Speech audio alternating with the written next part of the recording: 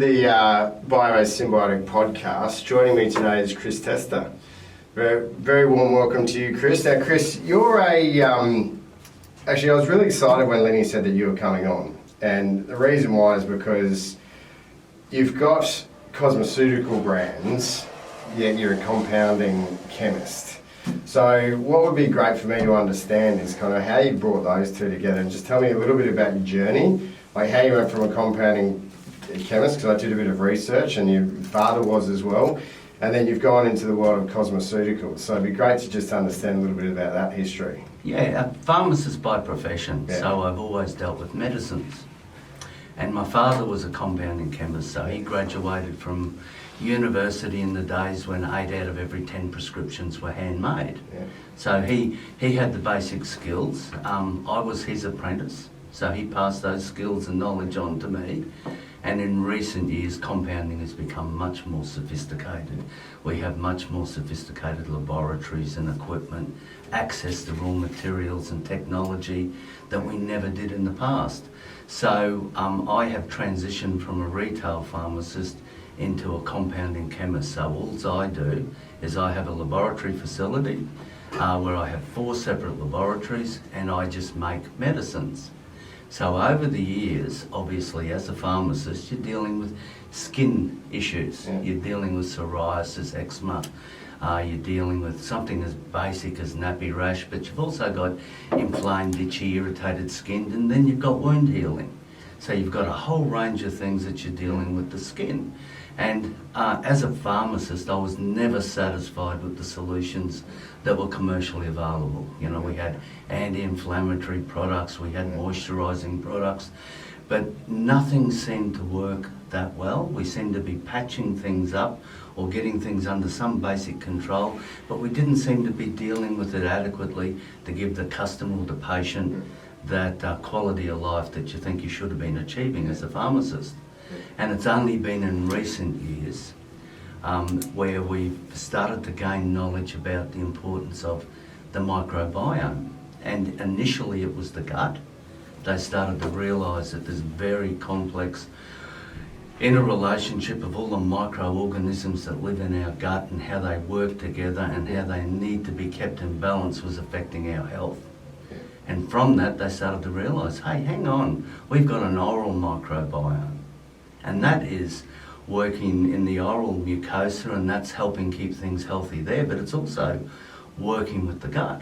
So they're communicating, they're interrelated, so that it has an impact for what's happening in each of them and what's happening in the rest of the body. Can I just, let me just pause you there for 1 second. And the reason why is because as part of this podcast, what we try and do is, there's two things we're really trying to do. One, like the microbiome, like we're trying to elevate everybody's knowledge around the microbiome. And then 2 is probably, you know, from our perspective, selfishly, we're very focused on symbiotics. So it's kind of those two, and we can get onto the symbiotics, but actually what is really helpful would be to really get your understanding like of the microbiome, and what exactly does it mean to you before we get into how it works? Like, how would you define it? The microbiome, think of the microbiome as a garden. Yeah. Okay? Yeah. You're growing crops that benefit the body. Yeah. Okay? It's producing proteins and elements that control inflammation, stimulate the immune system, work at a genetic level to produce factors that are healthy for the body, control oxidative stress. Yeah. Our body, all our biochemical processes or biochemistry involve producing waste products, oxidative stress that are damaging. Yeah. Our body needs the energy and the capacity and the facilities to be able to clear up that toxic waste dump, maintain a healthy body, and that's part of ageing. Yeah. Part of ageing is our body not able to cope with that toxic mess that we're creating living from day to day. Well, our microbiome is a key feature in helping our body manage everything at a cellular level. Yeah. Think about it, the gut is where we absorb most of our nutrition, Correct. isn't Yeah. it? Yeah. You know, vitamin D can be stimulated with sunlight through the skin, but most of our nutrition goes through the gut. If the gut isn't functioning properly, if there's inflammation, leaky leaky bowel syndromes or whatever's going on in the gut. If it's not working properly, then we've got a nutritional deficiency, and then our body's mechanisms that are trying to clean up that toxic dump and renew cells and grow new protein and whatever is struggling. So this is how we've come to realise that the microbiome is so important. All those microorganisms, on top of living together and supporting each other, are supporting our immune system, are working at the cellular level to stimulate antioxidants, the gene expression to reduce inflammation and all those damaging issues. That's just the tip of the iceberg, but that microorganism or microbiome is working for us. We can't do without it. So we talk. You know, there's one concept that always comes up, and that's diversity. So help me try and understand, you know, how having a really diverse microbiome will improve all of those processes that you've just been talking about. Okay, microbiome isn't one organism. Yes. Okay, it's not one cell. Yeah. It's made up of billions of different organisms, probably in the gut, Yeah. thousands of different species. Yeah. In the mouth, hundreds of different species. Yeah. On the skin, hundreds of different species, billions of organisms. In fact, we have more microorganisms in our gut, in our mouth, on our skin, than cells in the body. Yeah. So if you look at it that way, perhaps we're the visitor. Yeah, I like that. I like You it. know, Yeah. and they're the main game. So your focus is, well, sorry, I'm assuming your focus has mainly been like on the skin microbiome, but do you kind of, can you separate them, or do you? Oh, most definitely. Yeah. The breakthrough was the gut. Yes. Realising some years ago, only a short time ago, how important the gut microbiome was to everything. And then they started to think, okay, what other microbiomes do we have? They Yeah. discovered the oral microbiome for gum and teeth health. Yeah. And then they realised, hey, we've got a skin microbiome. And that's when the light bulb went off. Yeah. I realised we weren't focusing on the skin's microbiome when we were developing a formula for a skin condition. We were focusing on active ingredients to deal with that skin condition. You know, why don't we look at the foundations, as in the gut, as in the mouth? Why don't we get the foundations right and then worry about the other active ingredients we add? And this is what I've come across in dealing with customers with basic psoriasis and eczema. Yeah. I found really good response from just focusing on the microbiome. Yeah. Forget about anti-inflammatories, forget about antioxidants. When I've just restored and I maintain that microbiome, I'm finding a significant improvement. So it's indicating that things like itchy skin, irritated skin, were all related to an imbalance in the microbiome. And that's you know, particularly with your background, that's a really interesting perspective, because you know, I've just had a family member who spent a lot of time in hospital, and you know, basically, you know, you watch, it's all about medications which are there to kind of, you know, you've got this issue, here's a medication, and you know, antibiotics is particularly, you know, a big factor in that. So from your background, it's quite an interesting perspective that you'd be coming from a, you know, from a pharmaceutical background, coming to actually, this is how we get better results, and probably, like, and what I'm reading between the lines, what you're saying is if you can get the baseline right of the microbiome, then potentially it avoids the need for, you know, pharmaceutical solutions. Yeah, you're simplifying the problem. Yeah. It's quite interesting when you get the foundations in place. Other things fall into place. Other problems fall away. So you're not coming up with a very complex array of solutions.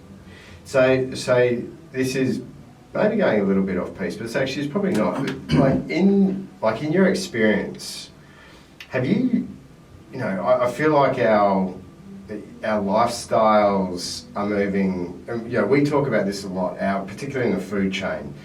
Like, we're becoming more disconnected from our food chain the more urbanised we become, and the more pollution we've got, you know, the more the more manipulation we do in that food chain, the disconnect is probably making some of these issues, or accelerating some of these issues. Have you noticed? That's an excellent point. Yeah. I think that's the key to a lot of issues, Yeah. because we're really good, aren't we, in Yeah. science, Yeah. in keeping people alive.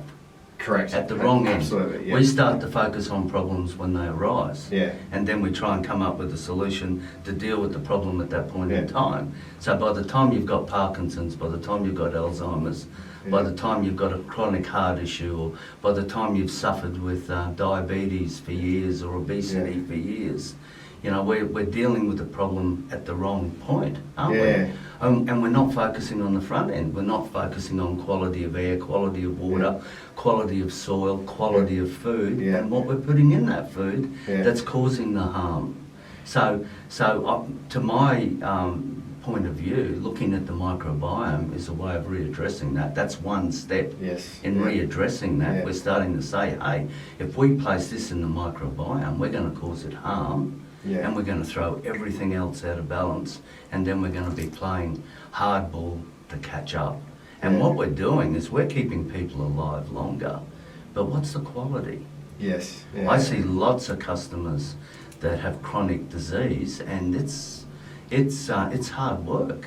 And any of those customers, do you kind of sit there and think that there could have been something done in a more preventative way a lot earlier? Yeah, Yeah. look, with the knowledge we've got now, you can look back in hindsight and say, hey, Yeah. lifestyle, Yes. good diet, good exercise, the Yeah. right exercise, and eliminating stress, maintaining social connection, Yeah. and having purpose in life. Yes. All yeah. of those factors work together. You look at the blue zones. Have you heard? Yeah, of the blue I zones? just saw that Netflix documentary. Yeah, around That's the amazing. world. Yeah. And they've got something in common. They've got this gentle exercise that they're maintaining every day. They've got community.